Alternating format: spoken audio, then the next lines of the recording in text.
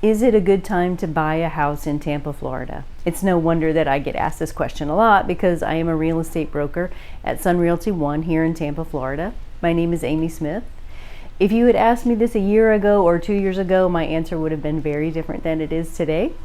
But yes, right now, 2023 in February in Tampa, it is a good time to buy a house. And there are a couple of reasons why I think that. Aside from just what I see day to day at work with my clients, there are a couple of factors that show us that yes, it's a good time to buy a house here in Tampa. One is that when it was the housing craziness, which we all remember, and we're also relieved that that's over, is that inventory was very low, housing inventory was very low, and interest rates were very low. Now, low interest rates seem like a really good thing, and they are when you're the buyer, but it made for a tremendous amount of competition, which led to all the crazy offers and made it so difficult to get a house. So right now, inventory started to catch up last summer. So there are more houses on the market than the previous year and even a couple of months before that. January saw just a slight dip in inventory, but that's not atypical for this time of year.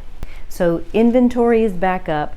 Interest rates are also back up. In fact, they went up a little bit again last week. And all that does is keep the competition down. So there are fewer buyers and there are more houses to choose from. Houses are also staying on the market longer than they were before. It wasn't unusual in the past year or so for a house to be on the market 1-2 days top. Now it's not unusual to see a house sitting on the market for a week or two. So even though I hesitate to use the word lull, we have this kind of slight lull in the market where prices, even though they are continuing to climb, but just more slowly at a more normal pace. And although prices will continue to get higher at this slower pace, I don't think it's going to last forever. It's certainly not going to last forever. I don't think it's going to last overly long because the job market here in Tampa, despite a bit of a struggling economy that we have, the job market in Tampa is still very strong.